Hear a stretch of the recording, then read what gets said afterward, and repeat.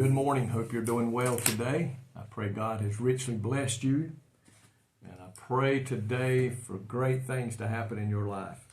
You know, when we wake up expecting to receive good things, I believe sometimes that helps our attitude. And it helps us to look forward to the good things that God has promised us in the walk that we have here on earth. And so today, wake up and be expecting great things from the Lord, and ask Him to help guide us and direct us through everything we may face today. I want to talk to you about the keys to the good things in life. You know, we're going to look in the book of Ezra. Of all the devotions I've done in the last 4 years, I'm closing in on 900. This is the first time I've ever been in the book of Ezra. So I want you to look in chapter 8 in the book of Ezra at verses 21 through 23. And in this study Bible I have, it's called these verses as the fasting and the prayer for protection. Listen what Ezra prayed.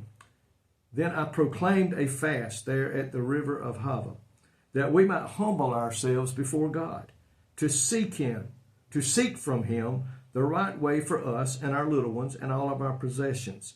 For I was ashamed to request of the king an escort of soldiers and horsemen to help us against the enemy on the road, because we had spoken to the king, saying, the hand of our God is upon all those for good and who seek Him, but His power and His wrath are against all those who forsake Him. So we fasted and entreated our God for this, and He answered our prayer. You know, I like what he said here. He said, I was ashamed to talk to the king, because he wanted to trust in God and not just man. And today's title, it sounds like a self-help book of promising, if you follow these steps, you get these positive and good things that'll happen if you follow these steps. It's about like losing weight, or if you've got directions for something to put together, if you follow these steps, these directions, it'll all come out good. But when you consider how our culture defines good things, a lot of those so-called good things go against the Word of God. But that isn't God's definition. Truly, good things are achieved only by seeking God. We can find some good things in this earth, but none of it's everlasting. None of it's going to do much for us. But when we seek God for direction, we can achieve great things. But you know what we must do in our life? We must put God first in our life. He must be priority in our life. Listen to this: a deep love and relationship. Those who earnestly seek God learn to know Him intimately and experience an amazing sense of oneness with Him. We must connect with God and be one in one together. Just like a marriage, when a man and a wife leave home and they join up together to form one, you and I must do the same with God today. You and I must get close to God and form that relationship. Satisfaction. Only the Lord can fill the empty places in our heart. God put an emptiness there that can only truly be filled by Him living in our heart, with the Holy Spirit dwelling within us.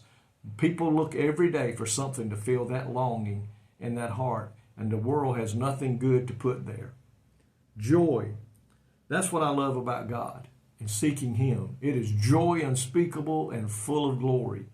Happiness comes and goes with the circumstances, but the true joy that can be found, that is everlasting, is only when we have that close relationship with Christ. Help. The Lord's hand of favor is upon those who seek Him, and His delight is coming to the aid and providing for them. But that's the key word there. It says, on those who seek God, it's His hand upon them. So today, are you experiencing good things, or have the life that we're living drawn us away? You know, your thoughts today reveal what's priority in your life. So think about this. If you go all day long and not spend time with God and not think about God, then you're not living the way we need to. God must be a priority. I've heard a lot of people say the first thing they do when they wake up is thank God for letting them see another day. Thank God for the blessings of yesterday and the blessings we are looking forward to today. So today, what's priority in your life? Is it God? Is it the Bible? You know, our family is in there too. It comes second in our life. But if you really want to honor your family and take care of your family, put God number one in your life today. Let him be priority. And you'll find out what these things are talking about. A deep love, a satisfaction, a joy, and a help in the time of need. You see here it says, the hand of our God is upon all those for good who seek him, but his power and his wrath are against all those who forsake him. My friend, don't forsake God today. Lord, we thank you for this word. Pray, God, that all of us will put you number one.